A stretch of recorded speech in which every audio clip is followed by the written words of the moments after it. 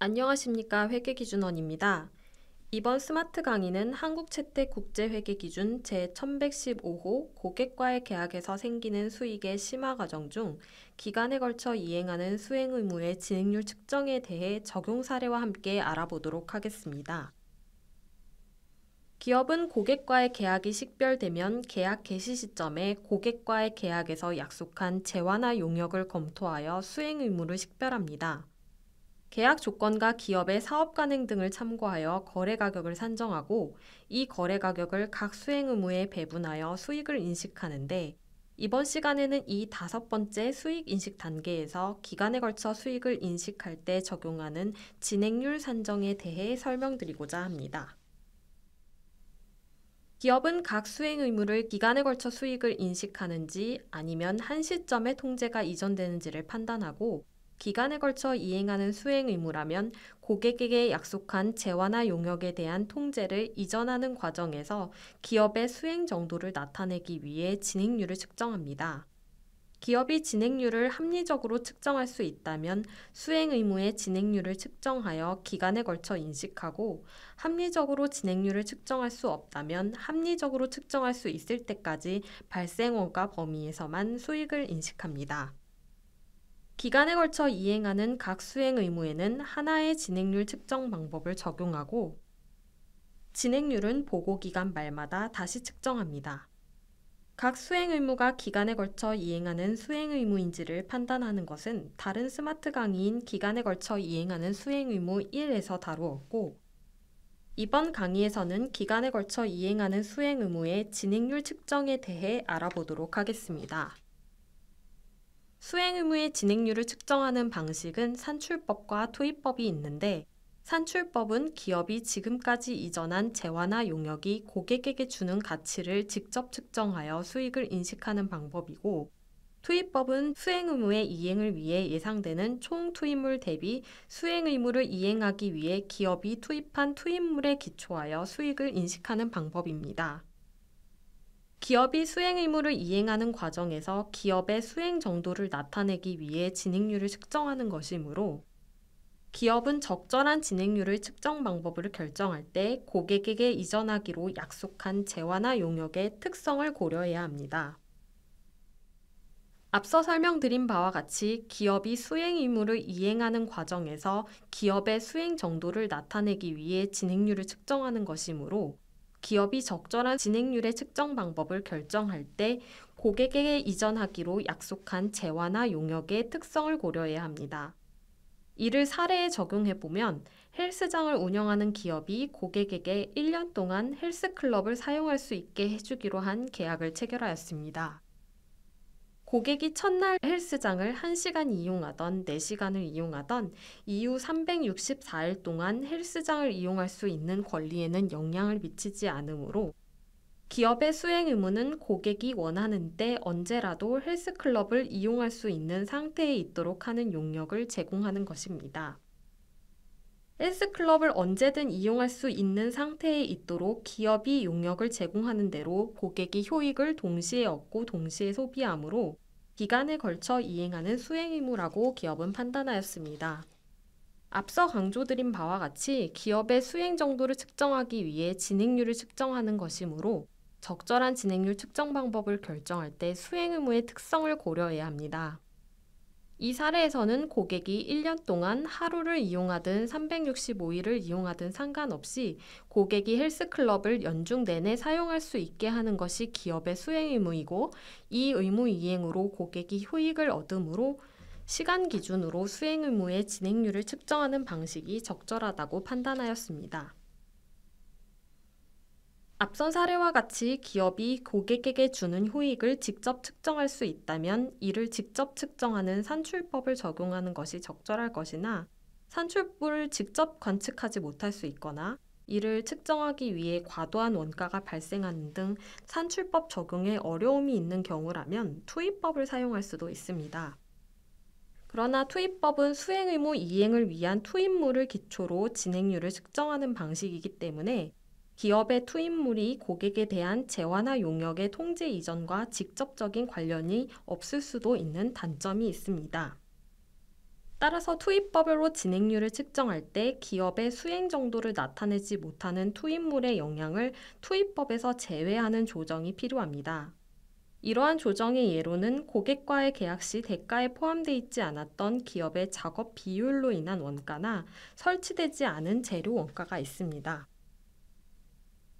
앞서 설명드린 원가 기준 투입법 진행률 측정 시 필요한 조정 중 고객과의 계약 시 대가에 고려되지 않았던 낭비 원가가 발생한 사례에 적용해 보도록 하겠습니다. 기업이 고객에게 위성을 건설해주고 그 대가로 4천을 받기로 한 계약을 체결하였습니다. 기업은 위성을 건설해주기로 한 수행 의무가 기간에 걸쳐 이행된다고 판단하였고, 기업은 발생 원가에 기초한 투입법을 사용하여 진행률을 측정하기로 하였습니다. 기업은 이 수행 의무 이행에 총 3,600의 원가가 들 것으로 예상하고 있었고, 단기에 1,440의 원가가 발생하였으나 단기에 발생한 1,440의 원가에는 낭비된 재료비와 노무비 108이 포함되었습니다. 낭비된 재료비와 노무비 108은 기업의 수행 의무 이행 정도에 이바지하지 못하므로 발생원가 투입법 진행률에서 조정해야 하며, 이를 조정하면 총 예상원가 3,600 중 단기 발생원가 1,440을 반영한 당초 진행률 40%에서 낭비된 재료비와 노무비 108을 발생원가에서 제외하여 진행률을 조정하면 조정 후 진행률은 37%가 됩니다.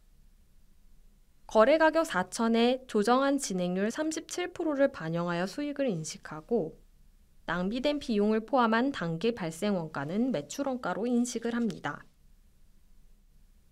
다음으로 원가 기준 투입법 진행률 측정 시 필요한 조정 중 설치되지 않은 재료 원가가 발생한 사례에 적용해 보겠습니다. 기업이 고객의 건물을 개조하면서 엘리베이터를 설치해 주기로 한 대가로 500을 받기로 한 계약을 체결하였습니다. 고객의 건물에 엘리베이터 설치를 포함한 건물의 개조는 단일의 수행 의무로 판단하였고, 고객의 건물에 설치해 주기로 한 엘리베이터의 이전은 본인으로서 행동한다라고 판단하였습니다. 기업은 발생원가에 기초한 투입법을 사용하여 진행률을 측정하기로 하였습니다.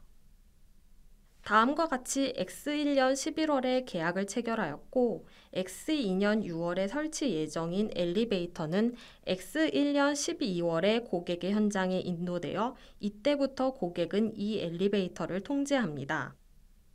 기업은 고객과의 계약 이행에 드는 총 원가를 엘리베이터 조달 원가 150과 엘리베이터를 제외한 그 밖의 원가 250으로 총 400을 예상하고 있고, X1년 보고기간 말 엘리베이터 매입 원가 150과 엘리베이터를 제외한 그 밖의 원가 50이 발생하였습니다. 기업은 기업의 수행 정도를 나타내지 못하는 투입물의 영향을 투입법에서 제외하는 조정이 필요하므로 엘리베이터 조달 원가를 진행률 측정 시 조정해야 하는지를 판단하기 위해 다음 4가지 조건을 모두 충족하는지 검토하였습니다. 첫 번째, 엘리베이터 설치를 포함한 건물의 개조는 단일의 수행 의무로 판단하였으므로 엘리베이터는 구별되지 않습니다. 만약 구별되는 경우라면 구별되는 수행 의무 각각에 대한 통제 이전을 반영하여 각각 수익을 인식하였을 것이므로 하나의 진행률 내 조정이 필요하지 않을 것입니다. 두 번째, 엘리베이터를 설치할 때보다 유의적으로 이른 시점에 고객이 엘리베이터를 통제하고, 엘리베이터의 원가는 총 예상 원가에 비교하여 유의적입니다. 또한 기업은 엘리베이터의 설계나 제조에 관여하지 않습니다. 만약 엘리베이터의 설계나 제조에 기업이 관여하였다면 설계나 제조에 대한 투입물이 이미 기업의 진행률에 반영이 되었을 것이므로 이러한 조정이 필요하지 않을 것입니다. 이러한 조정 등을 고려하여 기업은 기업의 수행 정도를 나타내지 못하는 엘리베이터 투입물의 영향을 투입법 진행률의 측정 시 조정해야 한다라고 결론지었습니다. 엘리베이터 투입을 진행률 측정에 조정하면 총 예상원가 400 중 X1년의 발생원가를 반영한 당초 진행률 50%에서 기업의 수행 정도를 나타내지 못하는 엘리베이터 조달 원가 150을 X1년 발생 원가와 총 예상 원가에서 제외하여 진행률을 조정하면 조정 후 진행률은 20%가 되고 X1년 엘리베이터 이전에 대한 수익과 조달 원가를 동일하게 150씩 인식하고 엘리베이터 조달 원가를 제외한 거래 가격 350에 조정 후 진행률 20%를 반영하여 수익을 인식합니다. 참고로 기준서에서 설치되지 않은 엘리베이터에 대한 원가를 한도로 수익을 인식해야 한다라고 요구하고 있는데 재화를 설치하기 전에 계약 전체의 이윤을 인식하면 기업 수행 정도의 측정치를 과대평가하게 되는 문제가 있고 만약 계약 전체의 이윤 대신에 별도의 다른 이익률을 추정하라고 요구한다면 구별되지 않는 수행 의무 내에서 구별되는 수행 의무를 만들어내게 돼서 수행 의무 식별에 관한 요구사항을 우회하게 되는 결과를 초래하기 때문입니다. 지금까지 기업이 기간에 걸쳐 수익을 인식할 때 진행률 측정에 대해 알아보았습니다.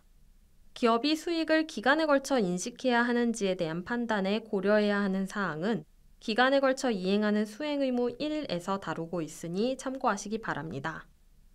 감사합니다.